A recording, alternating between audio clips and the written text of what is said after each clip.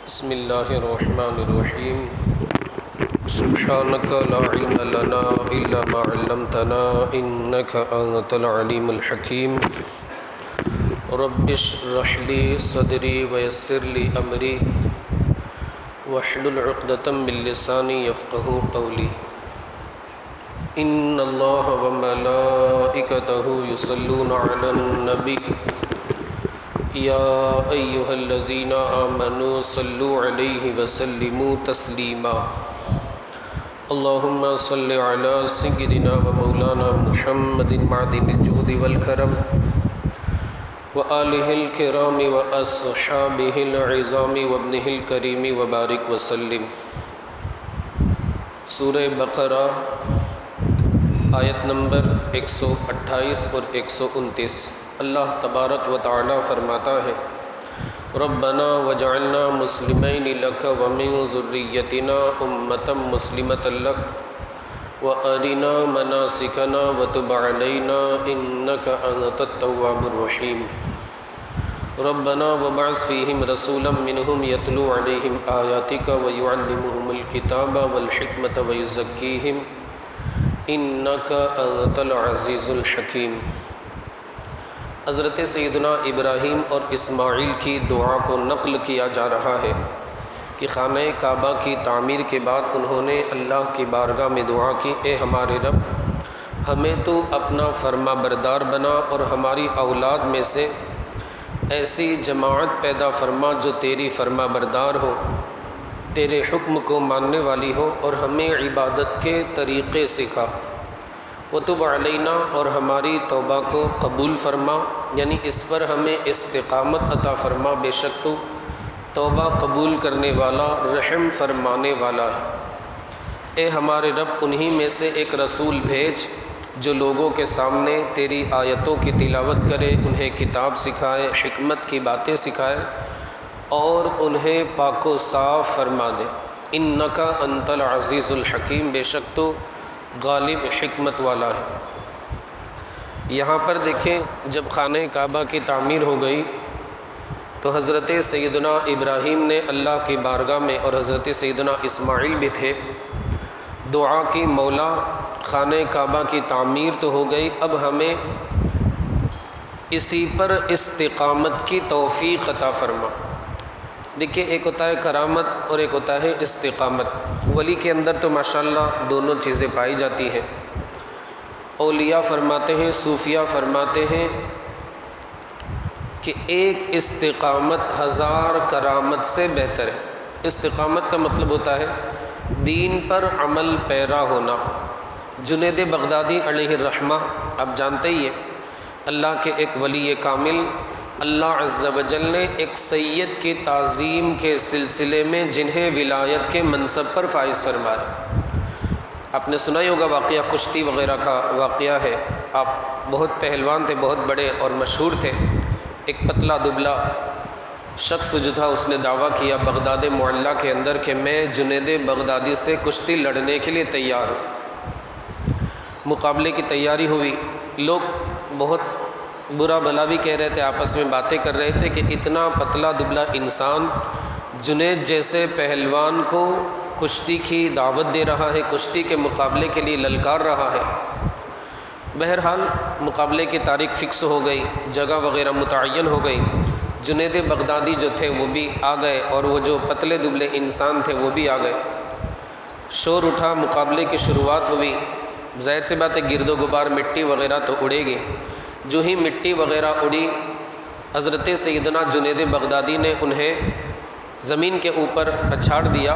وہ کہنے لگے کہ میں الحمدللہ آل رسول ہوں، مصطفیٰ کریم کے خانوادے سے میرا تعلق ہے۔ مجھے پتہ ہے کہ میں آپ کے مقابلے میں کچھ بھی نہیں ہوں، میں آپ کو شکست نہیں دے سکتا، بس میں اسی لیے آیا تھا کہ یہ جب گرد و غبار اڑے گی، لوگوں کی نگاہوں سے ہم اوجھل ہو جائیں گے، تو میں آپ سے ایک بات کہوں کہ میں گھریلو اعتبار سے کمزور ہوں، گھر پر فاقہ چل رہا ہے، ہماری آل کا آپ کو واسطہ کہ آپ ہماری کچھ مدد فرمائیں۔ جنید بغدادی تھے، اللہ عز و جل نے ولایت کے منصب پر بعد میں ان کو فائز فرمانا تھا۔ وہ جو سید تھے انہوں نے کیا فرمایا کہ کمزور ہوں گھریلو اعتبار سے، بس کشتی کے لیے، اسی لیے تمہیں مقابلے کی میں نے دعوت دی، للکارا کہ میرے گھر والوں کا کچھ بھلا ہو جائے۔ جنید بغدادی کے دل میں ان کی بات اثر کر گئی۔ اب جب گرد و غبار ہٹا، لوگ نظر آنے لگے تو کیا دیکھا کہ وہ جنید جو لوگوں کو میدان کے اندر پچھاڑ دیا کرتے تھے، ایک پتلے دبلے انسان کے سامنے شکست کھا گئے اور زمین کے اوپر لیٹے ہوئے۔ اللہ عز و جل کو جنید بغدادی کی یہ ادا، یہ عمل اتنا پسند آیا کہ اللہ عز و جل نے جنید بغدادی کو ولایت کے منصب پر فائز فرما دیا۔ ان کا لقب تھا سید الطائف۔ یہ سید کی تعظیم کی بنیاد پر انہیں یہ منصب اللہ عز و جل نے عطا فرمایا۔ خیر، ان کی بات چل رہی تھی، ایک شخص کہیں سے آیا تاکہ جنید بغدادی کا مرید بن جائے۔ 2-3 دن حضرت کی بارگاہ میں رہا، لیکن کوئی کرامت اس بندے کو نظر نہیں آئی۔ جانے کی تیاری کرنے لگا، حضرت نے فرمایا کیا بات ہے؟ کہا کہ 2-3 دن سے میں آپ کی بارگاہ میں حاضر ہوں، میں یہ ارادہ لے کر آیا تھا کہ کوئی کرامت آپ کی دیکھوں گا تو آپ کا مرید بن جاؤں۔ حضرت سیدنا جنید بغدادی فرماتے ہیں دین پر استقامت سے بڑی اور کیا کرامت ہو سکتی ہے؟ یقیناً جنید بغدادی کرامت تو دکھا سکتے تھے، یقیناً اللہ نے انہیں ولایت کے منصب پر فائز فرمایا تھا، لیکن اس وقت بتانا یہ مقصود تھا کہ صرف کرامت دکھانے سے بندے کے کامل ہونے کا تم پتہ لگاؤ تو یہ تمہاری نادانی ہے۔ صرف کرامت کافی نہیں ہے، دین پر استقامت ہونا یہی سب سے بڑی کرامت ہے۔ تو صوفیہ فرماتے ہیں کہ ایک استقامت 1000 کرامتوں سے بہتر ہے، دین پر قائم رہنا۔ صحابہ کرام کی زندگی کا آپ مطالعہ کریں، وہ جان دینا تو گوارا کر دیتے تھے، مگر دین کی استقامت جو تھی اسے چھوڑنا گوارا نہیں کرتے تھے۔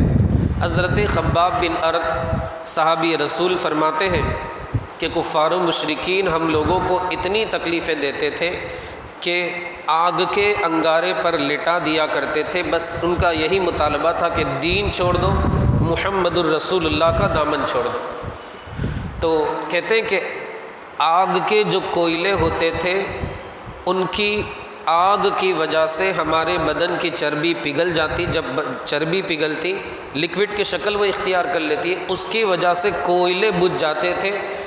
یہ نہیں کہ کوئلے بجھ گئے تو تکلیف ختم، آپ یہ دیکھیں کہ وہ کوئلے کی شدت کتنی خطرناک ہوتی تھی کہ جس کی بنیاد پر بدن کی چربی پگھل جایا کرتی۔ حضرت عمار بن یاسر کو بھی اسی طرح تکلیف دی جاتی، یہاں تک کہ ایسا لگتا کہ اب ان کی جان چلی جائے، اس کے باوجود ساری تکلیفیں برداشت کر لیتے، مگر در رسول کو چھوڑنا گوارا نہیں فرماتے۔ میں مصطفیٰ کے جام محبت کا مست ہوں، یہ وہ نشہ نہیں جسے ترشی اتار دے، جسے سختی اتار دے۔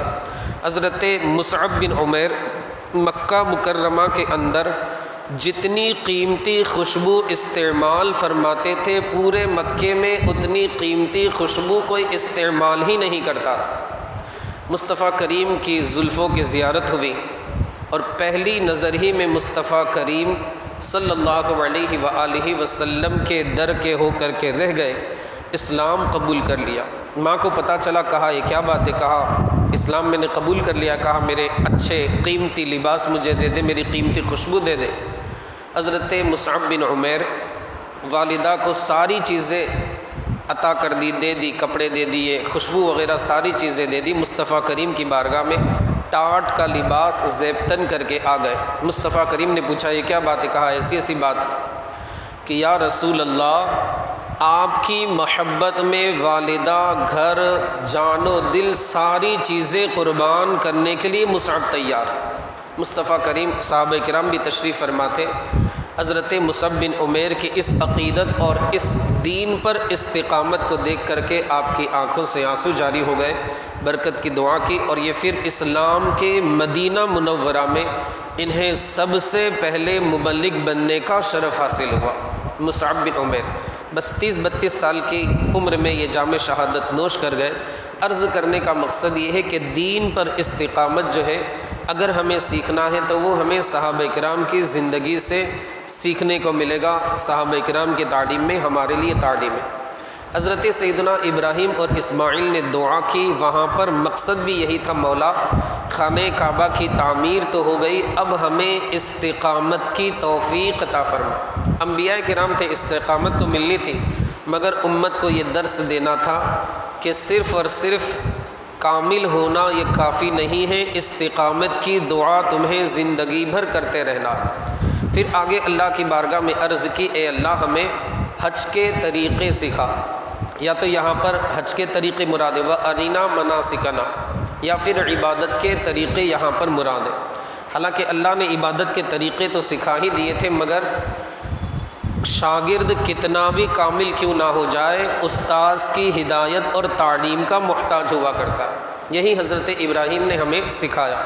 یا پھر اس سے کیا ہے، حج کے طریقے مراد مولا حج کے جو طریقے ہیں، خانہ کعبہ کا طواف کرنا، پتھر کو بوسہ لینا، کبھی کسی پتھر کو کنکری مارنا، کبھی صفا مروہ کی سعی کرنا، یہ ساری چیزیں جو ہیں گویا کہ دیکھنے والے کو ایسا لگے گا کہ ایک دیوانہ ہے اور یہ سارے کام انجام دے رہا ہے۔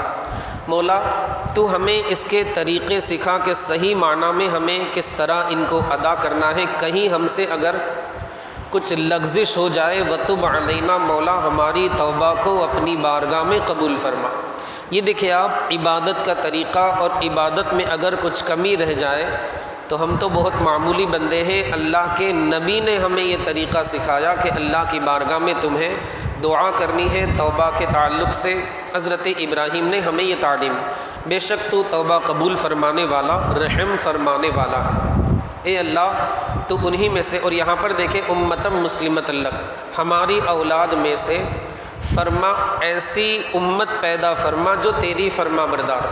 چونکہ پیچھے گزر چکا تھا ابراہیم، میرا منصب امامت، میرا منصب خلافت ظالموں کو نہیں پہنچتا، تمہاری اولاد میں سے جو کافر ہوں گے وہ جو ہے انہیں منصب امامت نہیں ملے گا، اسی طرح جو مومن ہوں گے لیکن ظالم ہوں گے انہیں بھی منصب امامت نہیں ملے گا، جو مومن ہوں گے متقی ہوں گے انہی کو منصب امامت ملے گا۔ یہی وجہ ہے کہ حضرت ابراہیم نے دعا کی، اے اللہ میری مومن ذریت میں سے تو انہیں فرما بردار بنا، تیرے در کے وہ ہو کر رہیں اور تیری اطاعت ہی کریں۔ آگے وہ دعا حضرت ابراہیم نے اللہ کی بارگاہ میں کی، جو دعا اسی 12ویں شریف کے مہینے میں اللہ کی بارگاہ میں قبول ہوئی۔ کیا دعا کی، اے اللہ تو انہی میں سے ایک رسول مبعوث فرما جو ان کے سامنے تیری آیتوں کی تلاوت کرے، کتاب کو سکھائے، حکمت کی باتیں سکھائے اور انہیں ستھرا بنا دے۔ دیکھیں یہاں پر دل کو اگر ستھرا کرنا ہے، پہلے قرآن کی آیتوں کی تلاوت کرنی ہوگی، پھر رسول کی تعلیمات جو ہے قرآن و حدیث اس کو پڑھنا ہوگا۔ اب اتنے پر بس نہیں، بلکہ دل کو منور اور روشن کرنے کے لیے مصطفیٰ کی نگاہ نبوت کا فیضان ضروری ہوگا۔ بندہ تلاوت بھی کرے، علم بھی حاصل کرے، لیکن مصطفیٰ کی نگاہ نبوت کا فیضان نہ ہو تو پھر وہ بندہ سنی صحیح العقیدہ نہیں ہوتا، بلکہ وہ دوسرے مذہب کو اختیار کر لیتا ہے، اس کا عقیدہ بدل جاتا ہے، کیونکہ جب سینہ ہی مصطفیٰ کی محبت، جناب محمد الرسول اللہ کی محبت سے خالی ہو تو پھر اس بندے کو ہدایت نہیں ملتی۔ پوائنٹ ٹو بی نوٹڈ، آپ یہاں پر دیکھیں، پہلے کیا ہے، قرآن کی آیتوں کی تلاوت کا ذکر ہے، پھر کتاب و حکمت سکھانے کا ذکر ہے۔ اتنے پر بس نہیں، صرف بندہ اتنا کر لے اور ہدایت پا جائے، اتنا اس بندے کے لیے کافی نہیں۔ وَيُزَكِّيهِمْ، جب تک اے محبوب آپ کی نگاہ کیمیا کا اثر نہ ہوگا وہ بندہ کامل مومن ہو ہی نہیں سکتا۔ آپ کی محبت جب تک اس کے دل میں نہیں ہوگی، لا یؤمن احدکم حتی اکون احب الیہ من والدہ وولدہ والناس اجمعین، تم میں کا کوئی بندہ اس وقت کامل مومن نہیں ہو سکتا جب تک کہ اپنے والدین، اپنی اولاد اور سارے لوگوں میں مجھ سے سب سے زیادہ محبت نہ کر لے۔ بے شک تو غالب حکمت والا ہے۔ یہاں پر وہ رسول سے مراد جناب محمد الرسول اللہ صلی اللہ علیہ وآلہ وسلم ہے۔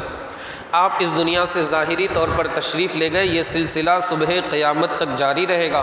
صحابہ کرام کو وہ فیضان ملا، پھر اولیاء کرام کو فیضان ملا، صبح قیامت تک یہ سلسلہ چلتا رہے گا۔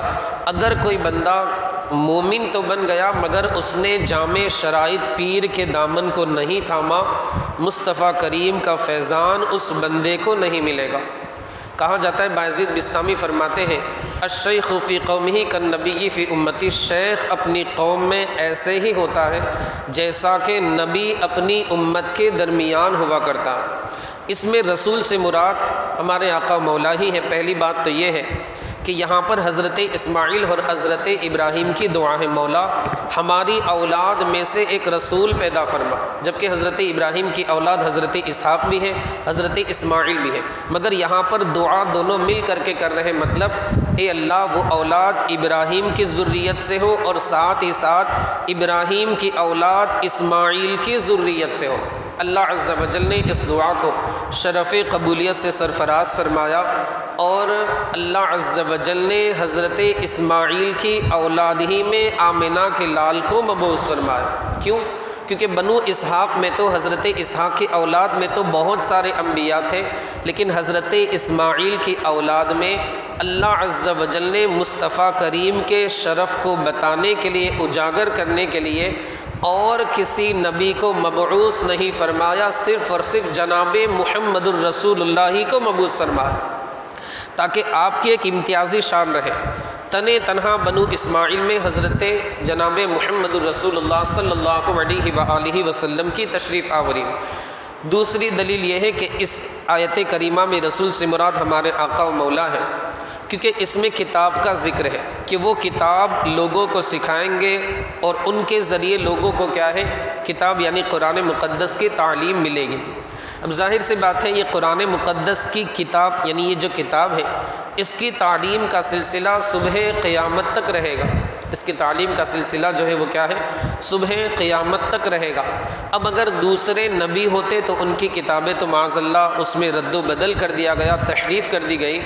اس کتاب سے اگر دوسرے انبیاء مراد ہوتے تو صبح قیامت تک ان کی تعلیم تو باقی نہیں رہنی ہے، کیونکہ انہی کی قوموں نے اس میں رد و بدل کر دیا۔ یقیناً اس آیت کریمہ میں رسول سے مراد ہمارے آقا و مولا، اور اس کتاب سے مراد آپ پر جو قرآن مقدس نازل ہوا وہی مراد ہے، کیونکہ یہی وہ واحد کتاب ہے جو صبح قیامت تک اس کی تلاوت، اس کی آیتوں کی تلاوت ہوگی، اس کے ذریعے لوگ علم حاصل کریں گے اور اس کے ذریعے اپنے دلوں کو پاکیزہ اور ستھرا بنائیں گے۔ انا نحن نزلنا الذکر وانا لہ لحافظون، بے شک ہم ہی نے اسے اتارا اور ہم ہی اس کی حفاظت فرمانے والے ہیں۔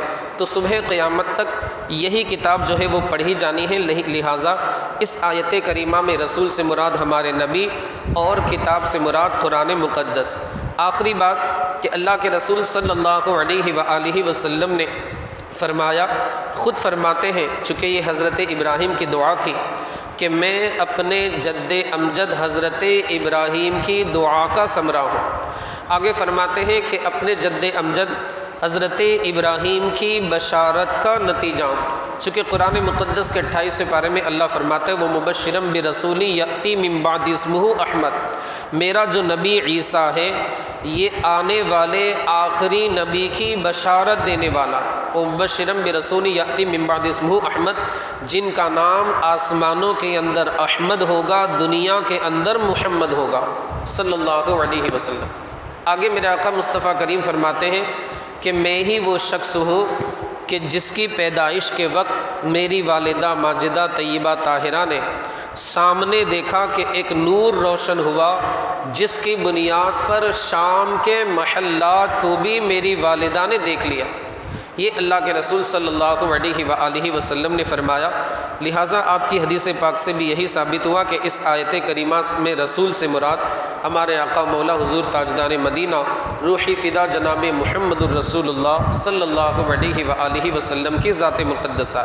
صوفیہ فرماتے ہیں کہ جب گھر تعمیر ہو جائے لیکن اس کے اندر روشنی کا انتظام نہ ہو بالکل بھی، تو ظاہر سی بات ہے وہ گھر پھیکا ہے اور اس کے اندر کوئی خوشحالی والی، کوئی اچھی چیز، رونق والی چیز نہیں ہے۔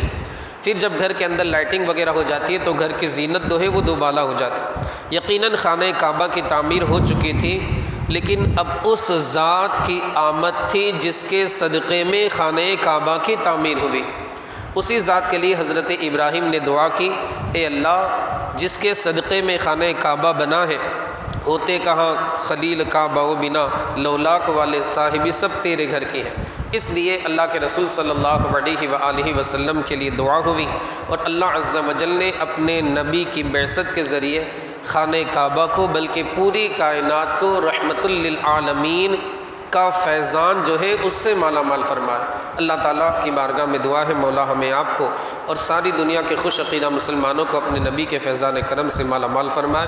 مولا کریمہ کارساز بندہ نوازہ ہمارے ان بھائیوں نے اس درس میں شرکت کی، ان کی حاضری کو قبول فرما، سب کی کمائی میں، کاروبار میں، تجارت میں، رزق حلال میں خوب سے خوب تر برکتیں عطا فرما۔ اے مولا عز و جل ہمارے ان بھائیوں کو پورے گھر والوں کے ساتھ زندگی میں بار بار حج بیت اللہ کی سعادتوں سے مالا مال فرما، بار بار ہم لوگوں کو مدینۃ الرسول کی مقبول حاضری نصیب فرما۔ جو کچھ ہم پڑھیں، پڑھائیں، سنائیں، ہم سب کو اس پر کما حقہ سنت مصطفیٰ کے مطابق عمل پیرا ہونے کی توفیق رفیق عطا فرما۔ اللہم ربنا آتنا فی الدنیا حسنہ وفی الآخرۃ حسنہ وقنا عذاب النار، وصلی اللہ تعالی علی خیر خلقہ ونور عرشہ سیدنا و مولانا محمد وعلی آلہ واصحابہ اجمعین برحمتک یا ارحم۔